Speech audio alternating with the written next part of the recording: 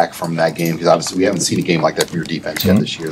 The same way we got to do all the time. You know what I mean? Whether you're good or bad, you gotta look at the answers on the tape. You look at the tape and you see, was it execution? Was it the manner of which we do things? You know what I mean, schematically wise, there's some things that I would definitely not do again. So it's all encompassing. You look at it and you be very forthright with the guys and you move on. So.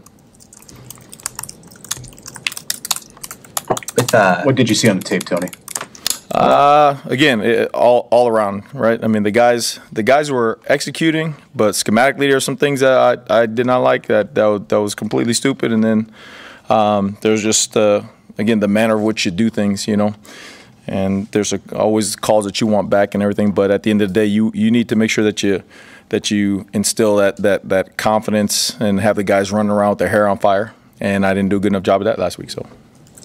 At this point, do you think a lot of the struggle is the mental side of things? That's great. I mean, I think that is just coaching in general. That if anybody had the correct answer, you would have teams that just never lose. Period. Right? Just that's it. But I think it's about the consistency. And when you do well, you don't get too high. And then when you don't do as well, you're able to focus in on the things that make you good, and then really bounce back from those things. So that's the thing. That would be the mark of a good team, right? It's how well you bounce back, how well you're able to turn the page, whether good or bad performance, and then move on and get ready for another challenge. So. Do you try to leave emotion out of it when you're bouncing back, or do you want to try to kind of lean into that as you? No, I mean it's a combination of everything, right? I mean there's X's and O's, there's execution, there's play calls and situations, right? Then there's the emotional side because. If you can get up and give a speech, right, or you can get up in front of people and give a speech and be dynamic. I mean, there's different ways of doing things, So I don't think you can take the emotion completely out of it, but at the end of the day, like I have to make sure that those guys are, ready to and charged up to take the field. Not only to do their job, because these guys do everything you ask them to do. I mean, these dudes, man, like they'll run through a wall like these. That's why it really bugs me because it's me. You know what I mean? So again, you just gotta keep on finding different ways to make sure that they're playing with their hair on fire. 56-7. Is there concern on your part as the leader of the defense that confidence would wane this week a little bit? No, not based off of today. Again, you just sit back and you listen to coach and you hear the message, and I that's what I do. Like I sit down and I listen to coach like I'm a player, and that's one of the great things. One of the truly great things about him is like, hey, there's a lot of ways you can go, but at the end of the day, you have another high-powered offense, one of the best teams in the entire country. And this is like life. We're teaching life lessons. You're not always going to get the job you want. You're always not going to write the article you want to get.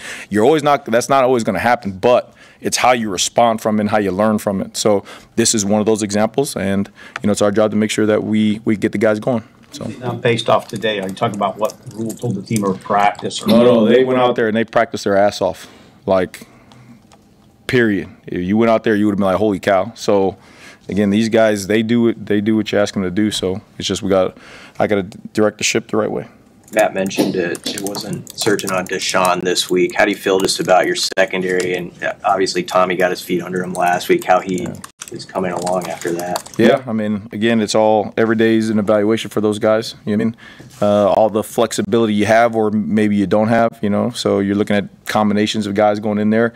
Great chance for the young guys to step up. I mean, Braylon Prude, Rio, you got Larry Tarver, you got guys who've been kind of just Rex Guthrie, who have been just steadily getting better and better and better, especially going against our offense. They're just getting better and better, and so now an opportunity presents itself to rise up and see if they want to take it. So we'll see. Has Clyde been able to get back to full speed where he could be an option? Yeah, for sure, 100%. He was out there running around looking good.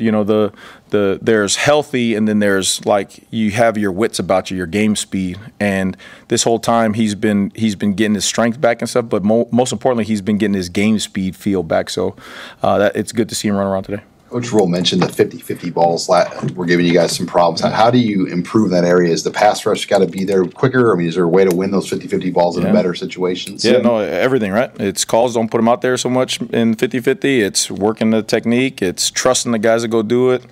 It's showing them in individuals, you know what I mean? And then the technical side of it is like, you know, hey, in the very beginning, you know, your eyes, your stance, are you on the right leverage? Are you doing those things right? So you're breaking it down to every little aspect to help them feel confident next time they go out there.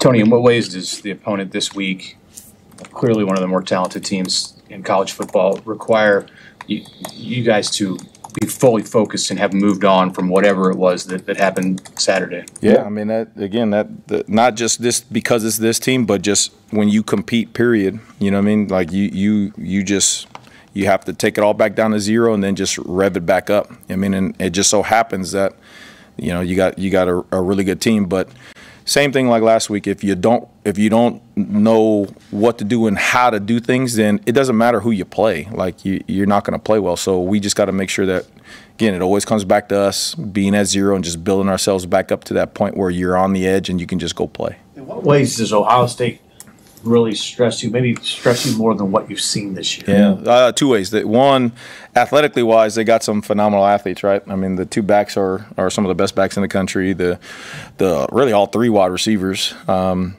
just phenomenal. Make one-handed catches. You know, they're physical specimens. So your matchups one-on-one athletically wise, but then also like schematically, they do a lot. I mean, they're always motioning, shifting, trading. They try to get numbers advantages out on the perimeter. I'll put 5 guys to a side. You know what I mean? They'll change pictures on you. So X's and O's wise, you gotta give yourself at least negate the advantage that they have by numbers. You know, you got to have good leverage on the ball. So. With the tackling, Coach Rule mentioned that as something he noticed that stood out on tape. I mean, what do you think went into that? Why did the guys tackle poorly? Yeah, combination of everything, right? Combination of maybe not working it as much in practice. Combination of being schematically in too many one-on-one tackles. You know what I mean? Like if I miss a tackle and I'm the only guy there, then those balls hit for bigger gains. But if there's 2 or 3 people around there, then chances are those are minimized. So again, it goes back to me. Schematically wise, making sure that there's wherever the ball's going, that there's multiple guys to tackle the ball. You know what I mean? Instead of one guy, it's easy to point out one guy when he misses a tackle, but it's hard when there's 3 and 4 guys. One guy misses, then the ball doesn't get out like that. So got to put more guys around the ball. Is that part of what you mean when you're critical of yourself schematically? 100%. Yeah. 100%. It's not right. Not right. Thanks.